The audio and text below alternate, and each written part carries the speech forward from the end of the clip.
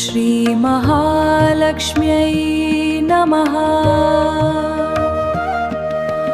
वन्दे वन्दारु मन्दारनन्दकन्दलम् अमन्दान्दसन्दोह बन्धुरं सिन्धुराननम्।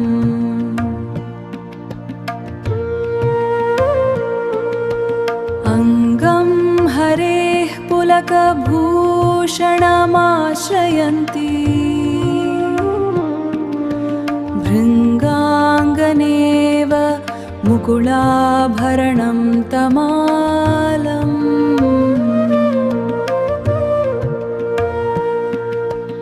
अङ्गीकृताखिलविभूतिरपाङ्गलीला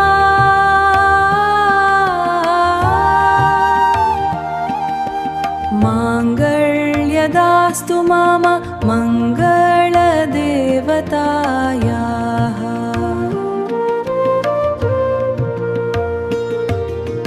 मुग्धा मुहुर्विदधति वदने मुरारेः।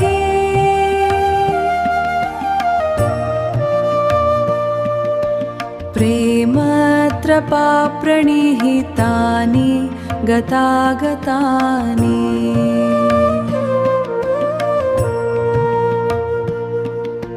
मालादृशोर्मधुकरीव महोत्पलेया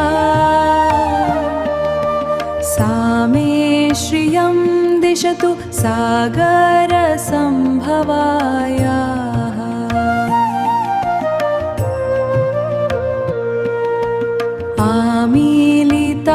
आमीलिताक्षमधिगम्य मुदा मुकुन्दम् आनन्दकन्दमनीशमनङ्गतन्त्रम् आकेकरस्थितकनीनिकपक्ष्मनेत्रं भूत्यै भवेन्मम शयाङ्गनाया। बाह्वन्तरे मधुजित श्रितकौस्तुभेया हारावळीव हरिणी नीलमयी विभाति। कामप्रदा भगवतोऽपि कटाक्षमाला कल्याणमावहतु मे कमलालयाया कमलालयाया।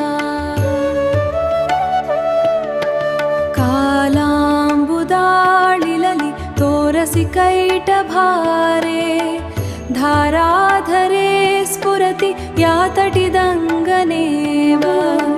मातुः समस्तजगतां महनीयमूर्ति भद्राणि मे दिशतु भार्गवनन्दनाया वैवे।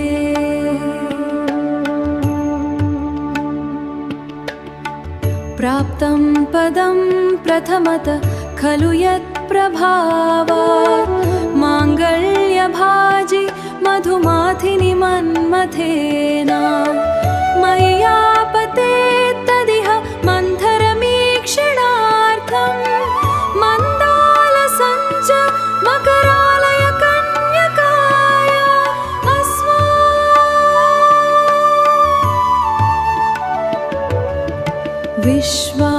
विश्वामरेन्द्रपदव विभ्रमदानदक्षम् आनन्दहेतुरधिकं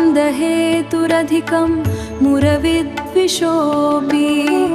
ईशन्निषीदतु मयि क्षणमीक्षणार्थम् इन्दीवरोदरसहोदरमिन्दिराया। इष्टाविशिष्टमतयोऽपि ययादयार्द्र दृष्ट्या त्रिविष्टपपदं सुलभं लभन्ते।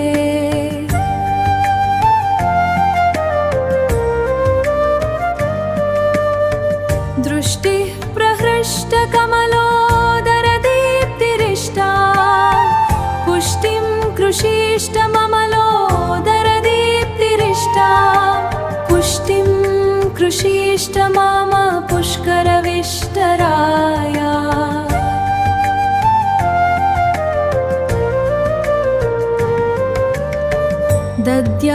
दद्याद्दयानुपवनो द्रविणाम्बुधारा मस्मिन्न किञ्चन विहङ्गशिशौ विषन्ने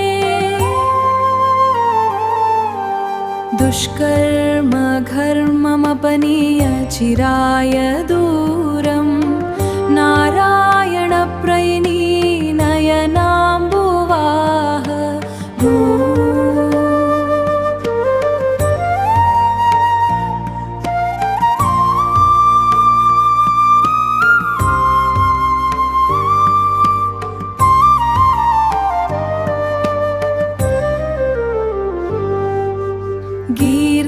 गीर्देवतेति गरुडध्वजसुन्दीति शाकम्भरीति शशिशेखरवल्लभेति सृष्टिस्थितिप्रलयकेलिषु संस्थितायै तस्यै नमस्त्रिभुवननैकगुरोस्तरुण्यै तस्यै नमस्त्रिभुवननैकगुरोस्तरुण्यै श्रुत्यै नमोऽस्तु शुभकर्मफलप्रसूत्यै रत्यै नमोऽस्तु शतपत्रनिकेतनाय पुष्ट्यै नमोऽस्तु पुरुषोत्तमवल्लभायै नमोऽस्तु नाळीकनिभाननायै नमोऽस्तु दुग्धोदधिजन्मभूम्यै नमोऽस्तु सोमामृतसोदरायै नमोऽस्तु नारायणवल्लभायै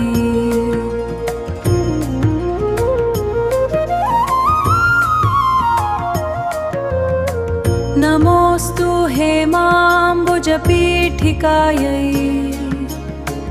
नमोऽस्तु भूमण्डलनायिकायै नमोऽस्तु देवादिदयापरायै नमोऽस्तु शारङ्गायुधवल्लभायै नमोऽस्तु देव्यै भृगुनन्दनायै नमोऽस्तु विष्णोरुरसिस्थितायै नमोऽस्तु लक्ष्म्यै कमलालयायै नमोऽस्तु दामोदरवल्लभायै नमोऽस्तु कान्त्यै कमलेक्षणायै नमोऽस्तु भूत्यै भुवनप्रसूत्यै नमोऽस्तु देवादिभिरर्चितायै नमोऽस्तु नन्दात्मजवल्लभायै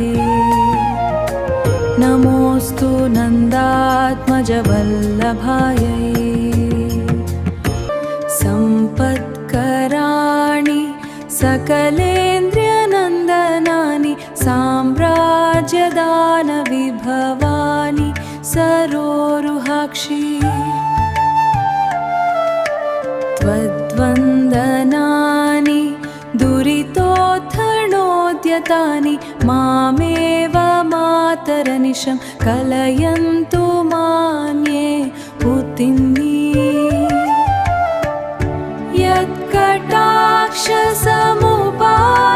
यत्कटाक्षसमुपासनाविधि सेवकस्य सकलार्थसम्पदः सन्तनोति वचनाङ्गमानसैः त्वां मुरारिहृयेश्वरी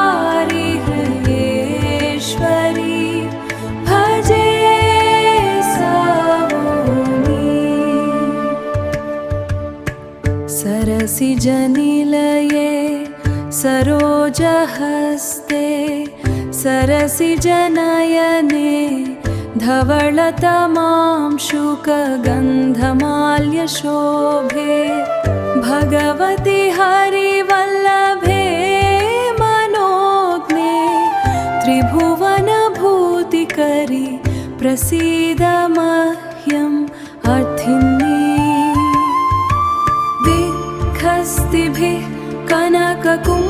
शाखावसृष्ट स्वर्वाहिनी विमलचारुजलप्लुताङ्गी प्रातर्नमामि जगतां जननीमशेष लोकाधिनाथ गृहिणी अमृताब्धिपुत्री पूतिन्नी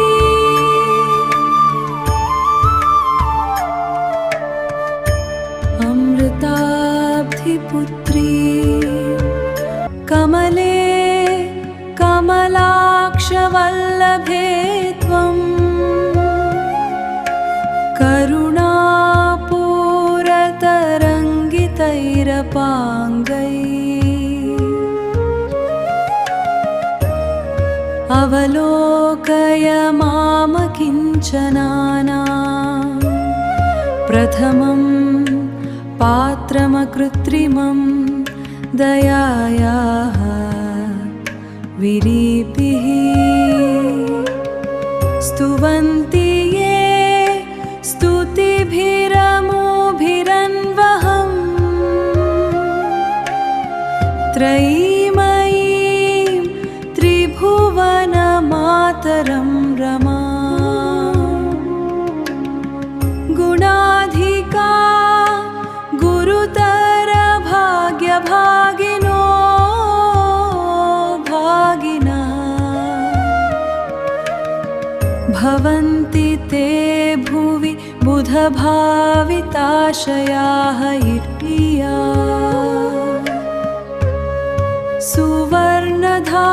सुवर्णधारास्तोत्रं यच्छङ्कराचार्यनिर्मितम्